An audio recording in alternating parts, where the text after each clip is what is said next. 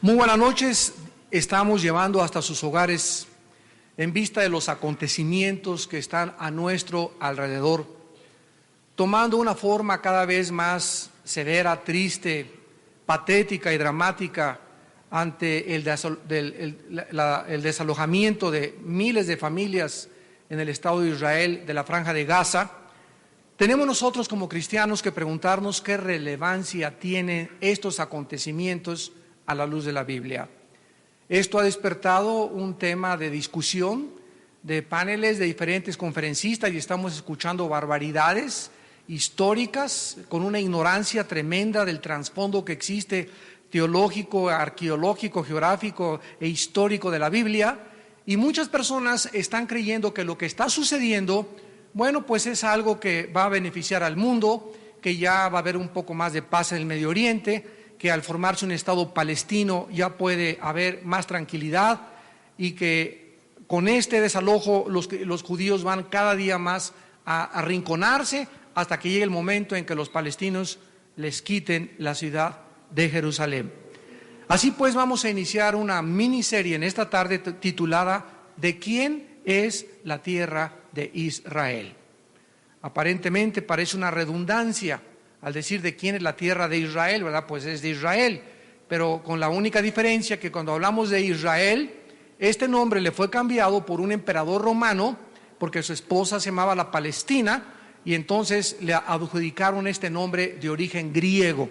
Y la historia o los historiadores hablan de la tierra de la Palestina, precisamente para suprimir el nombre que Dios, el Dios de la Biblia, le dio a esta tierra como el nombre de la tierra de Israel. Entonces vamos pues a ver en el libro de Romanos como una introducción y descubrir que aun cuando lo que estamos viendo y muchos cristianos dicen es que los judíos ya no son el pueblo de Dios y ya no hay judío ni griego ni gentil, y esto es absolutamente una verdad, Dios no ha dejado de tratar con la nación de Israel como nación políticamente, porque aun cuando los judíos ya no son el pueblo escogido de Dios actualmente, sino que ahora somos de todas las nacionalidades, y ahora tanto judíos como italianos, mexicanos y americanos formamos el cuerpo de Jesucristo y estamos injertados en el cuerpo de Jesucristo, y por eso somos hermanos. Aun cuando muchos cristianos quieren judaizarse y volverse judíos y ponerse la kipá y actuar con judíos, como judíos, ir al Shabbat, etcétera, etcétera, cosas que son irrelevantes a la luz del nuevo pacto. Entonces, toda esta confusión que existe es precisamente por no conocer las Sagradas Escrituras profunda y a fondo, para que podamos nosotros dilucidar en esta tarde y a través de estas conferencias traer un poco de luz al pueblo de Dios. En el libro de Romanos capítulo 9, 10 y 11 se dedican 3 capítulos del Nuevo Testamento para poder asegurarnos a los cristianos de que Dios no ha terminado con los judíos. Repito, están, podríamos decir, como en la banca, o sea, no tienen una participación ya como el sacerdocio y el pueblo y la bendición que originalmente Dios dispuso para que ellos fueran al mundo entero. Ahora ya es la iglesia la que se ha encargado de poder llevar al mundo el evangelio, y la iglesia está formada de todas las nacionalidades. Entonces no importa que tú seas judío en esta tarde que me escuchas, o mexicano, italiano, si eres cristiano, formas parte de la ciudadanía del cielo. Formas parte del cuerpo de Cristo, no importa el color de tu piel, el color de tus ojos, tu estrato social, etcétera, etcétera. Ahora no somos absolutamente nada más que en Jesucristo. El que está en Cristo, nueva criatura es. Entonces lo importante ya no es decir, me quiero hacer judío o no soy judío, porque la Biblia dice que esto ya no tiene relevancia a la luz del nuevo pacto.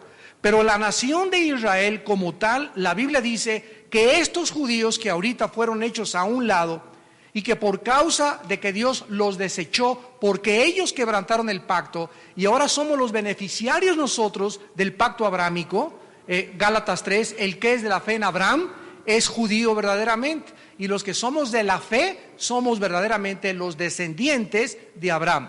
Aun cuando nosotros estamos ahorita recibiendo el beneficio de las promesas de Dios a través de Abraham, nuestro padre, porque en Cristo Él es la semilla a través de la cual nosotros recibimos las bendiciones de Dios.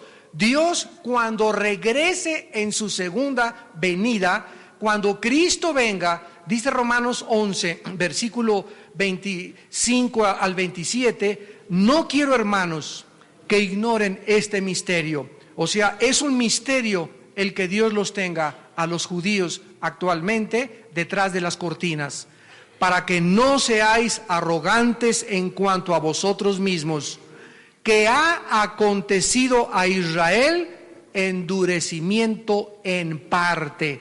O sea, no fue un endurecimiento, ¿qué cosa? Total. ¿Por qué? Porque desde que Cristo murió y fue crucificado, ¿quiénes fueron los primeros cristianos? ¿Judíos? El Mesías fue judío. Se salieron de la sinagoga para comenzar a formar las iglesias cristianas. Entonces, toda la iglesia tiene su fundamento en los judíos. O sea, no se endurecieron todos. El mismo apóstol Pablo dice, ojalá que yo me convirtiera en anatema por amor a mis hermanos. Y durante los primeros 100 años, el primer siglo de la iglesia cristiana, la iglesia estaba formada en su mayoría por judíos. Y comenzaron posteriormente, como vimos ya, o lo vamos a ver en Hechos 15, a debatir si los gentiles podían tener también las bendiciones que tienen los judíos, y para eso fue escrito el libro de los Hechos. Pero la Biblia nos muestra claramente que siempre hubo un remanente. Siempre ha habido a través de los siglos judíos étnicamente hablando que creyeron en Yeshua HaMashiach, en Jesús el Mesías. Entonces, este endurecimiento de la nación de Israel es parcial. Dice, este endurecimiento durará hasta que haya entrado la plenitud de los gentiles. Y luego, o sea, cuando termine esta plenitud, todo Israel, ¿qué cosa? Será salvo. Como está escrito, vendrá de Sión el libertador que apartará de Jacob la impiedad. Esto apartará de Jacob la impiedad es Daniel 9, 24 al 27, la profecía de las 70 semanas. Dios acabará con el pecado, con la iniquidad, se ungirá el santo de los santos, y entonces los judíos tendrán su Yom Kippur. Los judíos tendrán su día de expiación. Dice Apocalipsis 1, y verán al que traspasaron y harán lamentación. Y ahorita lo que está pasando en Israel, independientemente del fenómeno de que están siendo desalojados, por primera vez estamos contemplando que toda esta gente está comenzando otra vez a leer la Torah, o la Torah, la ley de Dios. El mismo Ariel Sharon dijo, estoy leyendo el libro de los jueces, estoy leyendo Primera y Segunda de Reyes, estoy leyendo y quiero documentarme acerca de cuánto de la tierra es de nosotros y por qué la perdimos. Entonces, este regreso, esta presión de ellos a comenzar a leer por la opresión y la angustia que están pasando, ¿qué cosa dice la Biblia? Es usada en la soberanía de Dios y en el plan eterno de los siglos. Dios es el arquitecto del universo y no hay ningún acontecimiento que no pueda tener relevancia a la luz de las profecías bíblicas. Entonces vamos a regresarnos en Romanos 11 al versículo 16 en adelante, para que podamos tener un trasfondo teológico y poder contestar la pregunta más explosiva que podríamos ahorita actualmente contestar: ¿a quién le pertenece la tierra? Dice el versículo 16 de Romanos 11, si las primicias son santas. La palabra primicias, aparche en el griego, significa los primeros frutos. ¿Quiénes fueron los primeros frutos de la iglesia? Los judíos. Si las primicias son santas, también lo es la masa restante. Y si la raíz es santa, también lo son las ramas. Pues si algunas de las ramas, algunas, observen, no todas, algunas fueron desgajadas, y tú, siendo olivo silvestre, o sea, a nosotros, a la iglesia, se nos llama en la Biblia el olivo silvestre. El olivo natural es Israel. Nosotros somos llamados el olivo silvestre. O sea, Dios, como un olivo, como una planta, cultivó a la nación de Israel, le puso una viña, como dice Isaías 5, la sembró alrededor, le preparó la tierra, y cuando regresó no dio fruto. Entonces nosotros ahora hemos sido injertados. Vamos a pedir silencio con los niños, por favor.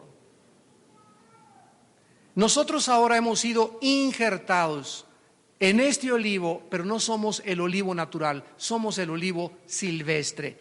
Y dice la Biblia, si tú, siendo olivo silvestre, has sido injertado en el lugar de ellas y has sido hecho participante de la raíz y de la rica savia del olivo, o sea, todo lo que fluye por el olivo y la savia, ¿qué cosa es? La vida del Mesías. Y al ser injertados nosotros en el olivo, estamos participando de la savia, de las bendiciones del patriarca Abraham, Isaac y Jacob. Todas estas bendiciones, nosotros las estamos, por estar injertados ahí, estamos participando de esta bendición profundísima y privilegiada por pertenecer ahora en el olivo, que era Israel. Y dice el versículo 18, no te jactes contra las ramas. Y si te jactas, sabe que no sustentas tú a la raíz, sino la raíz a ti. O sea, ¿qué es lo que nos mantiene vivos y qué es lo que nos mantiene cerca de Dios? Cristo lo explicó en Juan 15, yo soy la vid verdadera, ustedes son los pámpanos, las ramas. Una rama en un árbol no puede permanecer mientras no esté unida al árbol. ¿Por qué? Porque la rama no produce la savia, sino que la savia la produce la raíz y es como una sangre del árbol que sube por el tronco y que se desparrama por las ramas, y mientras la rama esté injertada al árbol, ¿qué cosa es el fruto? Es la acumulación de la savia que tiene su origen en la raíz. Entonces, mientras nosotros permanezcamos unidos a Cristo, nosotros no somos la vida, nosotros no somos la verdad, nosotros no somos la luz. Cristo dentro de nosotros es la luz, Cristo dentro de nosotros es la verdad, Cristo entre nosotros nos ha sido hecho sabiduría, redención y poder de Dios. Cristo fuera de nosotros nos quedamos absolutamente vacíos, porque dentro de nosotros no hay más que un corazón perverso y engañoso. Así que si yo tengo algo bueno en mi vida, lo único bueno que tengo en mi vida es la vida de Jesús. Porque la carne para nada aprovecha, el Espíritu es el que da vida. Entonces nosotros tenemos que permanecer en Cristo para que podamos nosotros tener fuerza, para que yo tenga sabiduría, para que tenga esperanza, para que tenga propósito en mi vida, para que mi vida tenga sentido. Me alejo de la Biblia, que es donde está la savia, la vida de Jesús, me alejo del poder de Dios, ya no leo la Biblia, ya no oro, ya ando con amigos que no son cristianos, amigas que no son cristianas, e inmediatamente notamos que nos comenzamos a marchitar. Sentimos que nos estamos secando, ya no tenemos ganas para esto, ya no tenemos el ánimo para el Señor, estamos perdiendo la santidad.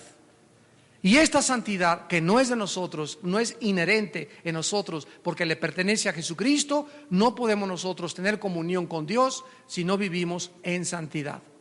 Así que dice claramente la Biblia, las ramas de Irás fueron desgajadas para que yo fuera injertado. O sea, se nos alerta, se nos advierte, hermanos, que nosotros no miremos de arriba abajo a los judíos. Quiero decirles que después del tercer siglo de la era cristiana, la iglesia, cuando los judíos dijeron, ya descansamos, por fin, ahora Constantino se convierte en el emperador romano y absorbe el cristianismo como la religión oficial, los judíos dijeron, ya nos van a dejar de perseguir. Y cuando Constantino absorbe el cristianismo como la religión oficial, la iglesia se convierte en el principal perseguidor del pueblo judío. Si ustedes supieran todo lo que Martín Lutero dijo de los judíos, no lo podrían creer. Casi decía que eran peor que los animales. Entonces nos damos cuenta que el antisemitismo también se infiltró dentro de la iglesia cristiana. Y ahora en los últimos siglos Dios está levantando a su pueblo y nos está orientando para que nos demos cuenta que no seamos orgullosos. Y que con el pretexto que muchos dijeron, es que los judíos crucificaron a Cristo, ahora lo entendemos. No fueron los judíos ni los romanos, fuiste tú y fui yo. Fue el pecado lo que colgó a Cristo en una cruz. Los instrumentos fueron los judíos y los romanos, pero ellos no pueden llevar toda la culpa, porque la culpa fue el pecado de la raza humana, porque Él se hizo pecado por todos los seres humanos que creamos que Él murió en la cruz por nosotros. Así que es importante que quitemos todos estos escombros y todas estas falsas ideas y pensamientos que a través de la historia han equivocado el plan de Dios y pervertido el plan de Dios. Y dice el versículo 20, por su incredulidad fueron desgajadas. No dice por sus borracheras, no dice porque fueron borrachos, parranderos y jugadores, porque traficaban con marihuana, porque robaron, porque eran adúlteros, sino que el pecado más grande, de acuerdo a Dios, lo dice Primera de Juan capítulo 5. Y este es el testimonio que Dios nos ha dado vida eterna.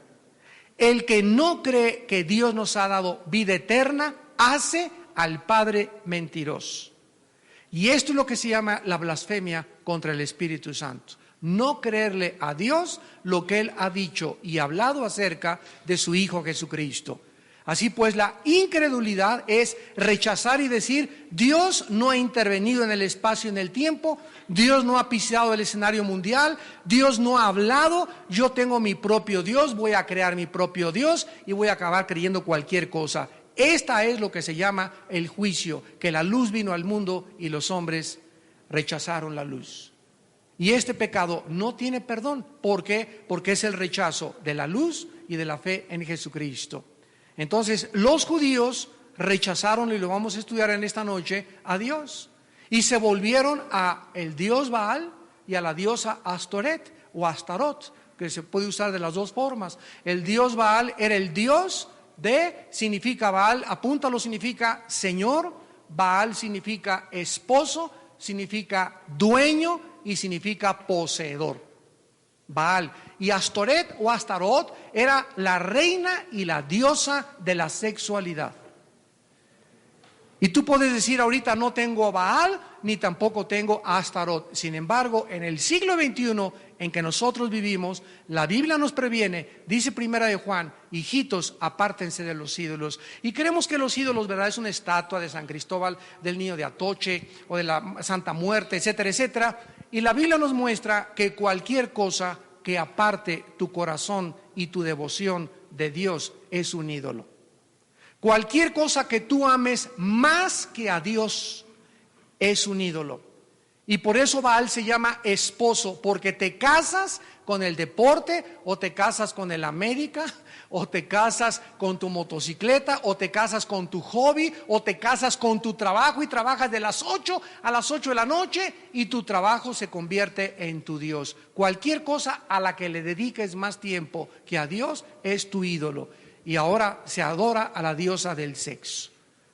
Ahora el sexo se anuncia hasta para anunciar una pastilla de jabón. Para cualquier cosa, revistas, anuncios publicitarios, películas, todo, ya los nombres de las películas están tan descarados que ahora ya usan hasta la prostitución para poder anunciar realmente lo que Dios ha condenado como la causa de la corrupción y la depravación del ser humano. Entonces la iglesia corre este peligro de volverse otra vez al dios del dinero, al dios Baal y a la diosa del sexo. Y esta es la razón por la cual, ¿qué cosa? Fueron desgajadas. Vienen ustedes la advertencia: pero tú, versículo 20, por la fe estás en pie. ¿Qué es lo que me mantiene parado? O sea, aquí en esta tarde, y los que nos escuchan por la televisión, la Biblia dice que no hay más que dos tipos de personas: los que están de pie y los que están tirados. Y los que están tirados están: ay, ya no funciona el cristianismo, ay, ya no puedo, ay, ya no tengo fuerzas. Hermano, ore para que caiga la unción del Espíritu Santo y tóqueme para que el Espíritu Santo me sacuda. Y comienzan a creer que hay fórmulas y se les llama milagros maruchas. Creen que algo instantáneo, voy a ir a esa reunión para que me toquen y sea ungido, y en ese momento ya voy a salir y voy a tener. ¿Sabes una cosa? No hay ningún atajo para la santificación. Esto es algo de todos los días, de todos los días, de todos los días. A lo mejor fuiste a un congreso y te sentiste bien y ungido, gloria a Dios, pero llegando a tu casa y al amanecer tienes que volver otra vez a vivir en ese nivel de santidad. Y nadie va a pelear tus batallas más que tú. Tú tienes tus guerras que luchar y yo tengo mis batallas que luchar. Así que no vengas con el pastor, hermano, ayúdeme. El que te va a ayudar es Dios y tú tienes que pelear por ti y usar las armas de la luz. Yo solamente te digo cómo usarlas, pero tu responsabilidad es tuya como soldado de Jesucristo. No podemos cargar a nadie en la guerra. Demasiado tiempo. Cada quien llevará sus propias cargas. Entonces hay personas que están y quieren que las cargues y no las podemos cargar. Sobre todo cuando ya eres mayor de edad y ya estás grandecito. Ya tienes que luchar y enfrentar tus responsabilidades y tus decisiones de acuerdo a lo que tú hiciste en tu vida. Ya no puedes, papita y mamita esta. Ya enfrenta tú la vida y enfrenta tus responsabilidades para que Dios te pueda bendecir. Nosotros por la fe estamos firmes. Lo único que nos mantiene de fe es seguir, seguir creyendo que Dios es Dios. Seguir creyendo que Dios puede verdaderamente fortalecernos. Y dice más adelante, por la fe estamos firmes, porque si Dios no perdonó a las ramas naturales, a ti tampoco te perdonará. Qué tremenda advertencia para nosotros, ¿verdad? Y es lo que vamos a ver ahorita. Estamos viendo cómo están sufriendo los judíos. Y llegan, haz de cuenta que llegan mañana y nos dice el gobierno, toda la colonia del Valle, les damos 48 horas para que dejen sus casas. Y van a ser rodeados con más de 40,000 soldados y no se salen. Y no solamente les ordenamos que dejen sus casas, sino que los estamos sacando para que le entregues tu casa a tus enemigos. No podemos entender todavía lo que ellos están experimentando. Yo le decía a mi esposa, he visto y hemos visto todos en el cine y en el teatro, en las películas, a las mujeres llorar, ¿verdad? Y como gritan las árabes y todo, y en México y en cualquier lado. Pero yo nunca había visto llorar hombres como los he visto llorar ahora que están siendo desalojados. O sea, estoy viendo a hombres llorar con dolores de parto, como si les hubieran matado a toda la familia, así con una desesperación tremenda.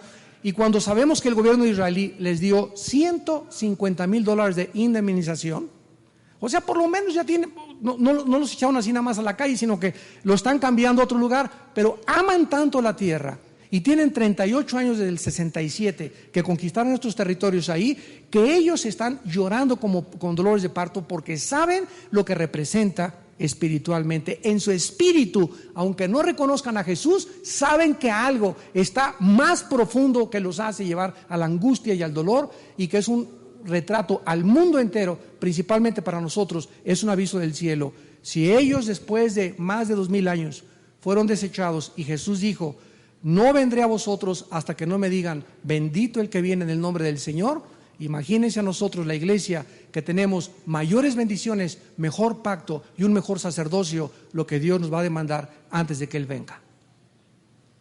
Y esta es la razón por la cual les quiero hablar de esto.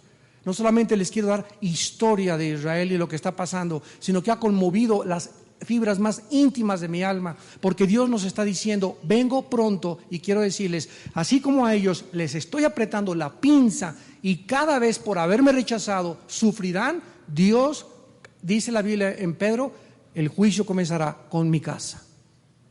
Y quiero decirles, hermanos, que Dios está comenzando a juzgar cientos de iglesias en el mundo entero.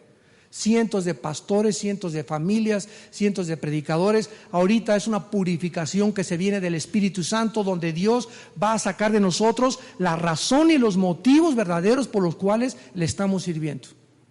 Y ahorita no es el tiempo de que soy frío o soy caliente, o eres frío o es caliente. No es tiempo de tibieza. Dios odia la tibieza. Y ahora te vas a demostrar tú que eres o no eres. Y si no eres frío ni caliente, quiero que sepas que te vomitará Dios de su boca. Y el mundo va a estar más rodeado de pornografía, de depravación, de corrupción, donde te vas a acostumbrar a creer que es normal esto. Y dice la Biblia, como un rayo caerá sobre el mundo, como ladrón en la noche caerá sobre el mundo, y el mundo no se dará cuenta lo que está por acontecer. Y lo podemos ya percibir en el aire, ya huele a podrido el mundo a nuestro alrededor. Matrimonios gays en España, matrimonios gays en Holanda, matrimonios gays en Bélgica, en 4 estados de Estados Unidos. Está la propuesta aquí en la Cámara de Legisladores, por lo que vamos a hablar con los líderes del PRI el sábado, de que qué pensamos de que si promueven los matrimonios gays en México, cuáles son las consecuencias de estas cosas. ¿Es verdad que tienen derecho los homosexuales y las lesbianas a ser madres y padres de los niños? ¿Es verdad que se puede legislar la moral de ese sentido? ¿Qué vamos a decir nosotros? Es nuestra oportunidad. Pero tú sigues leyendo el Calimán, sigues acostándote y no te pierdes la telenovela, y así pasa, llegas a los 40, 50, 60 años de edad y siempre tu vida ha sido superficial, una vida vana, una vida carente de propósito. Nunca has podido estar de pie, siempre has estado a gatas, siempre has pedido que te jalen, que te carguen. ¿Por qué? Porque nunca te has convertido en un guerrero y en una guerrera de Dios. Y ahorita Dios está preparando su último ejército para pelear contra las cosas que vienen, porque el diablo viene como un río, pero vamos a levantar bandera contra él.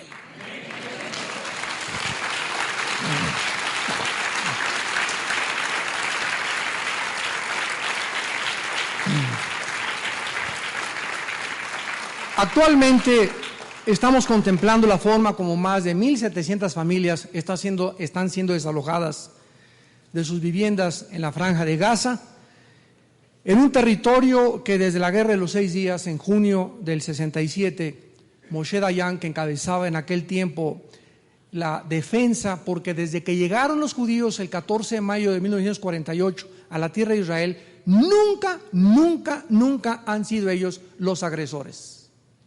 Esto es muy importante y jamás lo mencionan en la televisión. Siempre han sido los agredidos. Al otro día, el 15 de mayo del 48, se levantaron 4 naciones árabes y los atacaron y fracasaron. Cuando los judíos llegaron en 1948 a la tierra de Israel, de todo el mundo, después de que la Liga de las Naciones vio lo que Hitler había hecho y de qué forma era un pueblo que no tenía identidad, que no tenía una tierra, que no podía apelar a una corte de justicia internacional en La Haya, porque no tenían un lugar donde decir, bueno, ¿de qué nacionalidad somos? Votaron 33 contra 13 en contra a que regresaran a su tierra, y se estableció y se cumplió la Biblia, Isaías 66, Mateo 24, cientos de profecías del regreso de los judíos a su tierra. En ese momento, la tierra de Israel estaba poblada por muchos árabes. Síganme con mucho cuidado, estaba poblada por muchos árabes. Nunca los árabes habían tenido una permanencia continua en la tierra de Israel, porque en 1917 los ingleses sacaron a los otomanos turcos, que durante 400 años controlaron la tierra de Israel. Así que nunca ha habido tal cosa como un control árabe o judío desde hace más de 3 o 4 siglos. Entonces llegan los ingleses y son sacados los ingleses y se les devuelve a los judíos la tierra. Pero los árabes que estaban viviendo ahí los expulsaron para que entraran los judíos. Entonces, cuando los árabes se dieron cuenta que fallaron militarmente y que después del 48, en el 50, 53, guerra tras guerra contra ellos, les lanzaron la guerra de los 6 días, donde ante los ojos estupefactos del mundo, Israel vence a 5 naciones árabes, cuando eran casi quintuplicados, casi eran 100 árabes por un judío. Y tomando sus aviones F-16, los pilotos judíos arrasaron con todos los aeropuertos egipcios, con los de Jordania, con los de Siria, y hicieron algo que el mundo todavía en los libros de la milicia dicen que es un milagro, la guerra de los 6 días. Porque en la ley de las probabilidades no tenían más que una probabilidad en contra de 10 a la 10ª potencia de salir vivos, que significa casi una imposibilidad. Entonces, estos árabes que fueron expulsados comenzaron a pedir ayuda a sus hermanos árabes para que les dieran asilo. Y los árabes hicieron esto: no les vamos a permitir a estos árabes expulsados, sino que les vamos a decir que se conviertan en mártires. Y se levanta en 1962 un hombre llamado Yasser Arafat, que comienza a organizar a estos árabes y les cambia el nombre de árabes y les pone palestinos. O sea, los palestinos no son los palestinos más que los filisteos que emigraron de Creta antes de que viniera Jesucristo. Entonces, estos palestinos, con otro nombre, se convierten en víctimas a la luz del mundo, diciéndole al mundo, nos expulsaron, nos sacaron, pero nunca nadie le dijo a Jordania, oye, ¿por qué tú que es tu hermano no le das asilo? ¿Por qué no los permiten migrar a Siria o a Líbano o a Egipto o a Saudi Arabia, que son multimillonarios? Sin embargo, se juntaron los árabes y dijeron, no, vamos a poner presión sobre los judíos y que sean los judíos los que les den casa. Y no quisieron hacer esto, entonces comenzó lo que se conoce como la intifada y la persecución en contra de los judíos y los ataques terroristas, donde los judíos dijeron, no nos sacan. ¿Por qué? Porque nosotros ganamos la tierra. La declaración Balfour que hizo Inglaterra para decir que podíamos regresar, y en el Tratado de Versalles acordó que nosotros podíamos permanecer en la tierra de Israel. Además, las Naciones Unidas se las otorgaron en 1948, o sea que política, diplomática y legalmente les pertenecía a la tierra.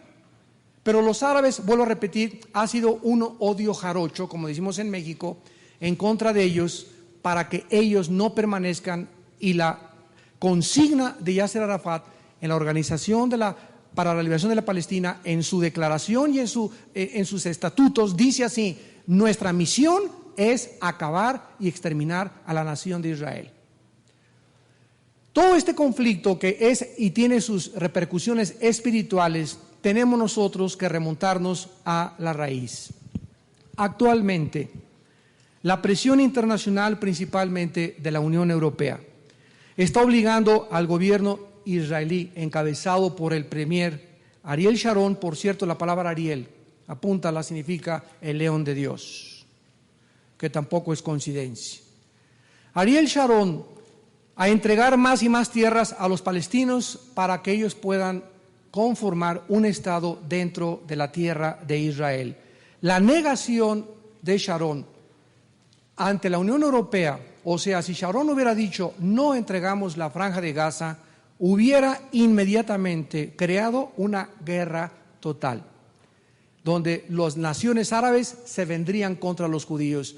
Y en este momento, cuando el único país en el mundo que ha defendido desde el 48 a los judíos ha sido los Estados Unidos de Norteamérica, cuando vimos el ataque el 11 de septiembre a las torres, el ataque no fue a las torres, el ataque fue indirectamente a Israel. Atacaron las torres y atacaron a Estados Unidos porque Estados Unidos defiende a Israel, y si pueden minar el apoyo americano a los judíos, se quedan solo los judíos en el mundo. Y entonces se cumplen ya las profecías de Joel capítulo 3, Ezequiel capítulo 38 y 39, Zacarías 12, Zacarías capítulo 14, Isaías 65, etcétera, etcétera. Todos los profetas hablan de que se vendrán todas las naciones contra Israel, y será Israel como una piedra pesada en la que Dios usará para que se encienda en Israel la mecha de la tercera guerra mundial, que se conoce con el nombre de la batalla del Armagedón. Entonces vemos nosotros que tenemos que contestar estas preguntas. En primer lugar, ¿es realmente verdad que si se les entrega más tierras a los palestinos van a cesar ya las guerras? Número dos, ¿es verdad que la negociación que se inició hace años en Oslo y después se pasó a Madrid y después se celebró con un abrazo entre el extinto Yitzhak Rabin y Arafat en medio del presidente Clinton, es verdad que si los judíos dan tierra a cambio de paz, los van a dejar de molestar? ¿Por qué los palestinos no solamente acaban de declarar ayer Abu Hamas, el presidente que se quedó en lugar de Yasser Arafat, acaba de decir, es que no nos vamos a conformar con la franja de Gaza, queremos ahora Cisjordania y la ciudad de Jerusalén?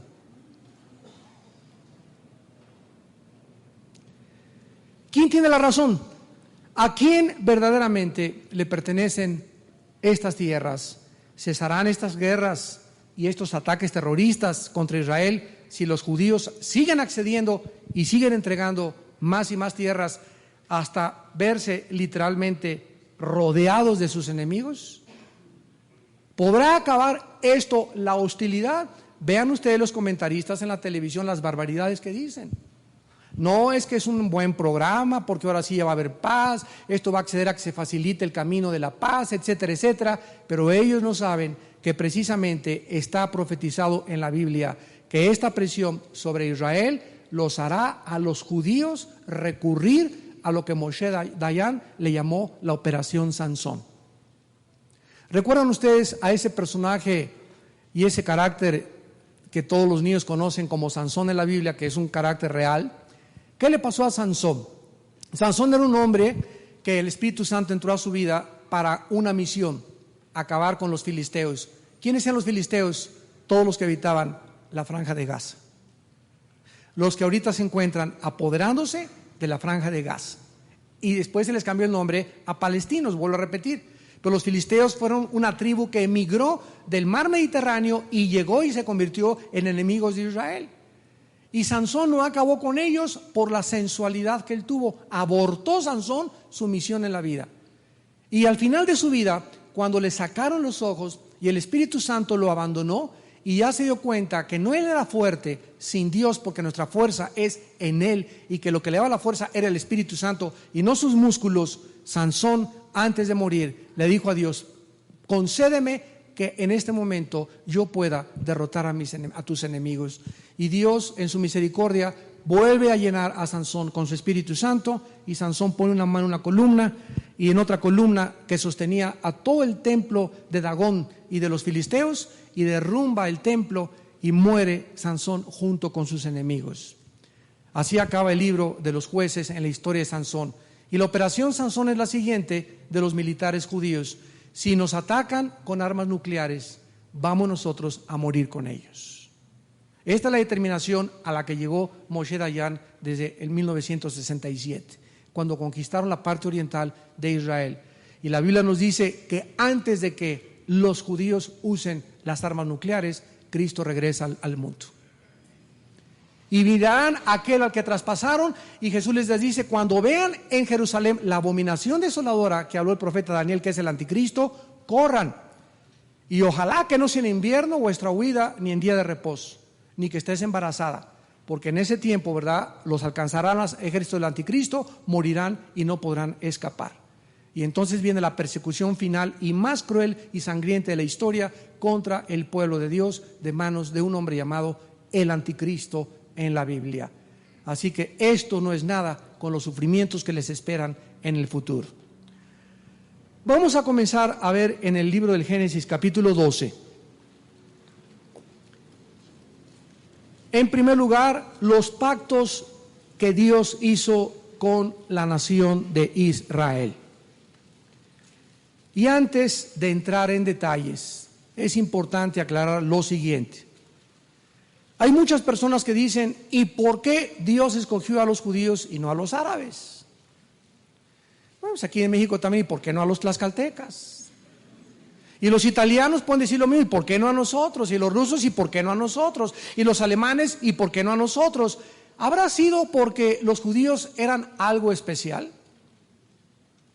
¿O porque tal vez eran más santos que los demás, las demás naciones, cuando ni siquiera había naciones formadas? ¿O era porque eran más inteligentes? De ninguna de estas cosas se basó la decisión de Dios. En Deuteronomio 7 les dice: no por ser ustedes mejor que los demás, sino porque los amé por gracia. ¿Nunca te has preguntado por qué yo soy cristiano y mi hermana no? ¿Y por qué si yo anduve con amigos, verdad, borrachos, parranderos, jugadores, muchos están ya, se quedaron locos, otros están en el manicure, en el psiquiátrico, otros están en la cárcel, y yo soy cristiano y ahora tengo una nueva vida y tengo una esposa y voy a formar y tengo esperanza para vivir, y tengo tantos amigos míos del mundo con los que yo vivía que siguen igual? ¿Nunca te has preguntado por qué tú y por qué yo y por qué no los demás? Y cuando yo me pregunto eso, ¿había algo en mí para que Dios me haya escogido a mí o a ti? Nada, absolutamente. En mi caso personal, yo estaba en el lodo cuando Dios me levantó, en el lodo totalmente. Yo no daba un peso por mi vida ya, yo creí que ya no tenía ningún futuro, ni mucho menos. Y de ahí me levantó Dios y comenzó a formar y a desarrollar en mí el carácter de Jesús, y lo sigue desarrollando. Y por eso vivimos tan humillados, porque no hay nada en nosotros en lo cual se haya fijado Dios. Todo es por gracia. Es una palabra que el mundo no conoce, que significa favor que no merecemos. Y eso nos hace vivir humillados, porque cuando llegue al cielo, lo primero que le voy a preguntar a Dios es ¿por qué? y tal vez allá Él nos los conteste. Entonces, Dios escoge, y vamos a olvidarnos de que porque eran judíos, árabes, italianos. La cuestión es que Dios escoge a un grupo, síganme con cuidado, étnico, en una región geográfica que es la más pequeña del mundo. Si ven a Israel, compara a Israel con el territorio que tienen los árabes. Compáralo nada más, para que te des cuenta que es un puntito en contra todo aquello que tiene. Y es el único lugar donde no hay petróleo o no han encontrado petróleo, y todas las demás naciones multimillonarias alrededor de ellos. Dios escoge a este grupo de personas para que a través de ellos pudiera venir el Mesías. Y demostrar en la Biblia las líneas genealógicas. Abraham, padre de Isaac, Isaac, padre de Jacob, padre de fulano, y decimos, ¿y para qué tanto padre, hijo de tal, hijo de tal, hijo de tal? Llegamos a Lucas, y hijo de tal, María, hijo de tal, y tal, Mateo, hijo de tal, porque es el único personaje en la historia de Jesucristo de quien se puede trazar su genealogía desde los tiempos de Adán. Pero si no hubiera habido un grupo étnico a través del cual corriera todo este hilo, a través de los judíos, y pudiéramos ver que desde Noé, Abraham, Salomón, David, corre todo por todos lados y se cumple en el Mesías no hubiera tenido las credenciales de decir, soy descendiente del rey David y del pacto de David con Salomón. Entonces es increíble que yo pueda buscar en mi árbol genealógico, vamos a España o Italia, donde tenemos casi todos los mexicanos nuestra ascendencia, a ver de dónde desciendo yo, y voy a averiguar quién fue mi tatarabuela. Y llegamos hasta la quinta, sexta generación, pero de Cristo es el único ser humano que podemos trazar en la Biblia su generación desde los tiempos de Adán. En segundo lugar, Dios escoge a los judíos para que a través de ellos tuviéramos este libro que tengo en mis manos y que se llama la Biblia. Dios tenía a través de los profetas hebreos que transmitirles sus conocimientos para que ellos bendijeran al mundo. Dios escoge a los judíos en tercer lugar para que a través de Dios, bendiciéndolos a ellos se bendijeran al mundo con una vida justa y santa y pía. Y sin embargo vemos que fracasaron literalmente. ¿Por qué me escogió Dios para ser cristiano? ¿Y por qué te escogió Dios para ser cristiano? Para que, cala Dios, ya nos vamos al cielo, gloria a Dios, aleluya, al cielo, la sangre de Cristo me va al cielo. Dios no me salvó solamente para creer que ya me voy al cielo, Dios me salvó para que yo bendiga a mi familia, para que bendiga a mis hermanos, para que bendiga a mis hijos, para que bendiga a mi esposa, para que bendiga a mi ciudad, para que bendiga a mi nación, para que bendiga a mis amigos en la escuela, para que sea yo un objeto de bendición en lugar de un objeto de maldición, que es lo que éramos antes de ser hijos de Dios. Si tú no entiendes tu misión en tu vida, estás abortando el plan de Dios para tu vida. Nada de lo que nos da Dios. ¿Para qué me da Dios dinero? ¿Y para qué me da y me enriquece? ¿Y para qué me pone más dinero en el banco? No, para que guarde y guarde y guarde. ¿Por qué? Porque se van a hacer agujeros en el saco. Dios me da para que yo pueda darlo a los demás, para que yo simplemente sea un canal de bendición a los demás. Nunca Dios nos da nada para nosotros desde Abraham. Te bendigo para que tú seas bendición a las naciones. ¿Vas entendiendo el plan de Dios? Porque la avaricia es idolatría. Dios no quiere que nos aferremos a nada porque lo que Dios nos da es para los demás. Pero cuando guardas de más es cuando conviertes tu corazón en incrédulo y cuando comienzas a levantar a Dios, a hacerlo a un lado y levantar el Dios del dinero en su lugar. Los judíos fueron escogidos en cuarto lugar para que a través de ellos se cumplieran el 85% de las profecías bíblicas. Y cuando el mundo ve que la Biblia miles de años antes del 48 hablaba que los judíos iban a regresar y fundar el Estado y nadie los iba a volver a sacar, comenzaron muchas personas, caray, la Biblia tiene razón. Y cuando estamos viendo ahorita el desalojo, que son maldiciones que Dios está permitiendo caer porque Dios va a tratar con ellos y con los árabes, también decimos, Dios mío, las palabras de Dios son fieles y verdaderas. Esta es la razón por la cual Dios escogió un pueblo llamado los judíos y por lo cual cuando ellos abortaron su llamado, Dios los desechó. No para siempre, como ya vimos en Romanos 11, sino que los tiene detrás de las cortinas para volverlos a llamar a ser actores en el último acto de la vida del planeta Tierra. Ahora bien, aquí en Génesis capítulo 12, dice la Biblia en el versículo 7 que cuando Dios llama al fundador, al padre de la nación judía, le apareció a Jehová a Abraham, Génesis 12:7, y le dijo: a tu descendencia daré esta tierra. Y edificó allí un altar a Jehová, quien le había aparecido. En Génesis capítulo 13, versículo 15, Dios le dice: porque toda la tierra que ves la daré a ti y a tu descendencia para siempre. Por favor, tomen nota. La palabra descendencia es la palabra hebrea sera con Z, que significa semilla o simiente. Y nosotros somos esa semilla, de acuerdo a Gálatas 3 y Gálatas 4 y Gálatas 5. Génesis 17, versículo 8. Y te daré a ti y a tu semilla o a tu descendencia después de ti la tierra en que moras, toda la tierra de Canaán, heredad perpetua, y seré el Dios de ellos. En respuesta, cuando Abraham le dijo: ¿cómo que nada más a mí y a Ismael? ¿Se acuerdan quién fue Ismael? Ismael es el hijo ilegítimo que Abraham tuvo con una de sus mucamas o con una de sus sirvientas llamada Agar. Y cuando nació Ismael es porque Abraham se adelantó al plan de Dios al ver que se tardaba el nacimiento de Isaac. Entonces Abraham amaba a su primogénito, a Ismael. Y cuando Dios le dice eso, ¿verdad? Dios le contesta respecto a Ismael en Génesis capítulo 17 y le dice del 18 al 21, es que hermanos, esto es precioso. Todo esto nos hace entender lo que está pasando ahorita en el Medio Oriente. Dice Génesis 17, versículo 18 al 21, y dijo Abraham a Dios: ojalá Ismael viva delante de ti. Aquí Abraham está intercediendo por su hijo. Respondió Dios: ciertamente Sara tu mujer te dará a luz un hijo y llamará su nombre Isaac. Y confirmaré mi pacto con él como pacto perpetuo para sus descendientes después de él.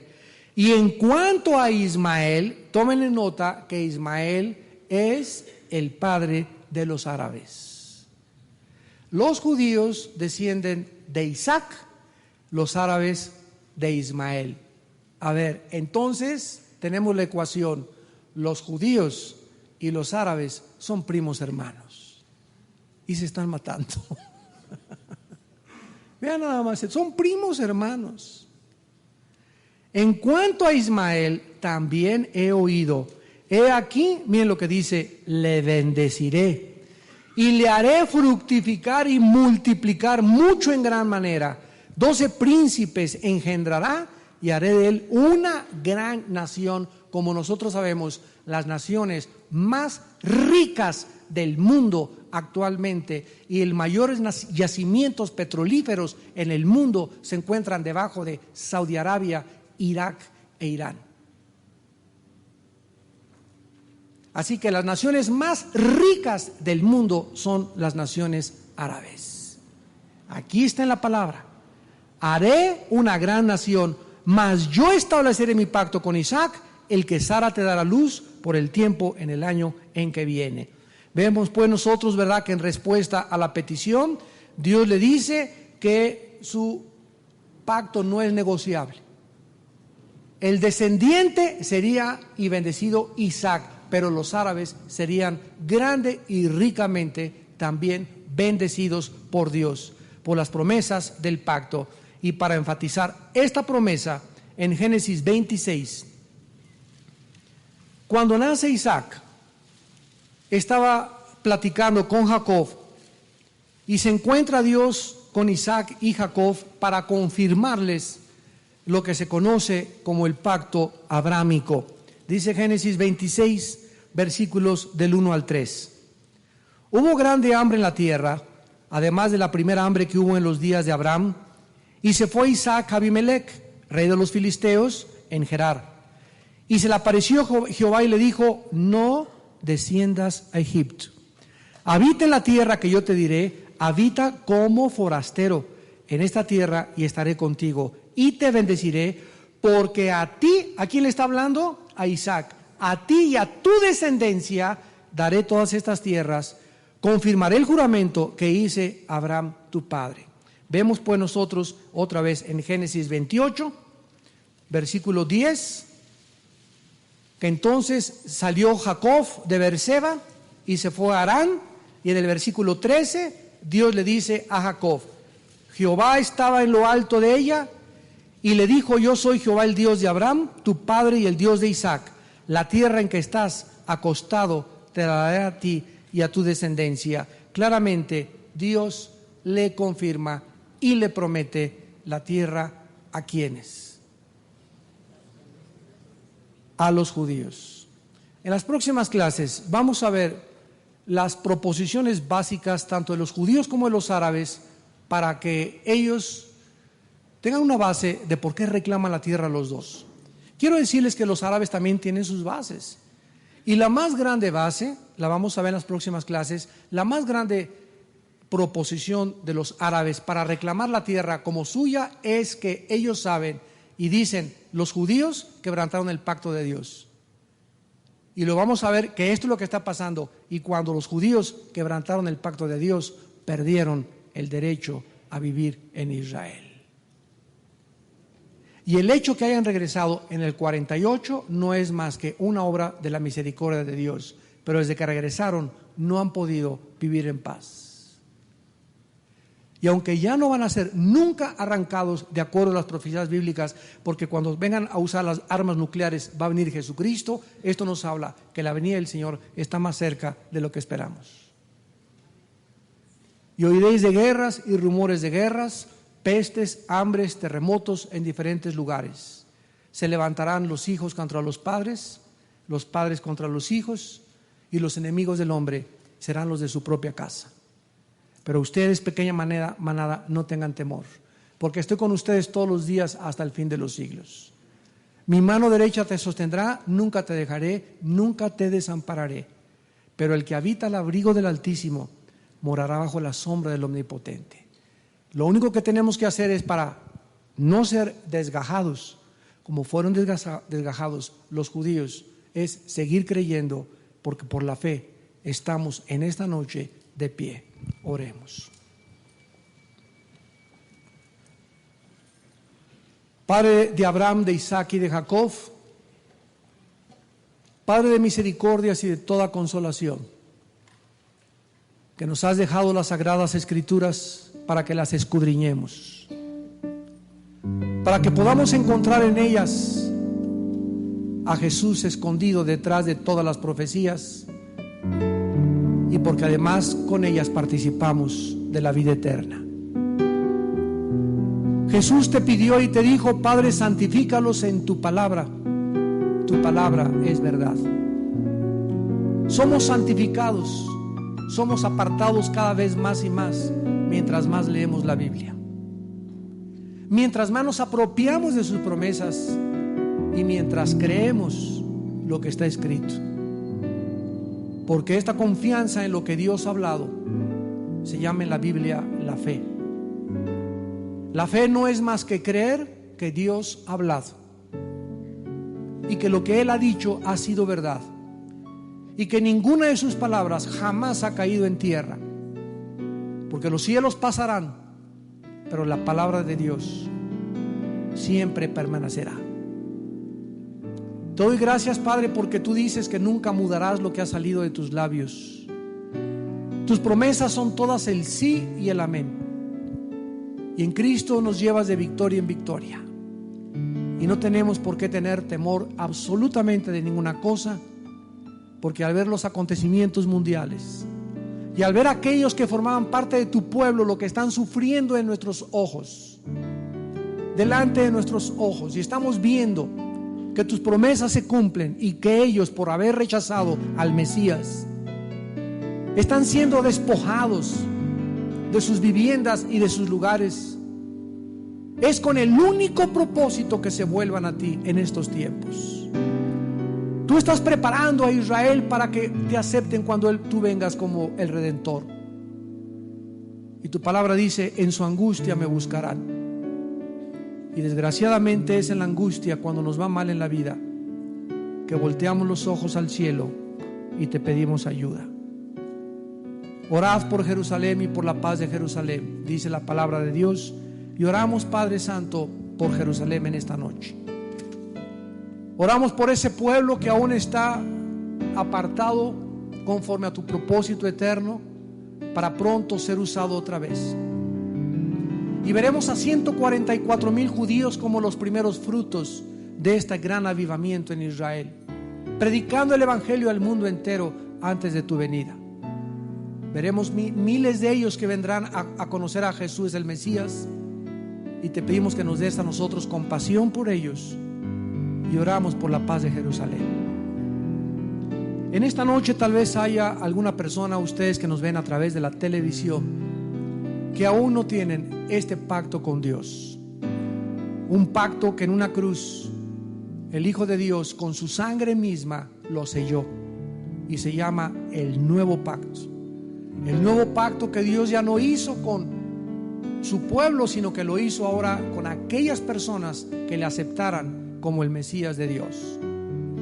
¿Y qué te pide Dios en esta noche? Que te arrepientas de tus pecados, que creas que Jesús, su Hijo, en la cruz, el Mesías prometido, pagó con su sangre por tus pecados y mis pecados, y que tú le recibas en esta noche en tu corazón como tu Señor y tu Salvador. ¿Qué tengo que hacer? Me preguntarás, para invitar a Cristo esta noche o en este momento a mi vida. Ahí desde donde nos estés escuchando, dile estas palabras: Señor mío y Dios mío, te he oído en esta noche a través de la Biblia, y creo que tú eres el único Salvador. Creo que tu Hijo Jesucristo resucitó de los muertos a los 3 días, y creo que Él con su sangre pagó por mis pecados.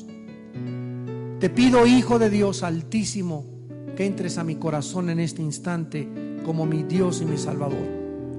Te pido perdón por mis pecados, y en estos tiempos tan difíciles en que estoy viviendo, hazme una luz, hazme una antorcha. Permíteme amarte apasionadamente, Señor Jesús. Quiero enamorarme de ti y dedicar los pocos años o meses que me quedan de vida para conocerte y servirte y adorarte. Porque te lo pido y te doy las gracias en el nombre de Jesús. Amén.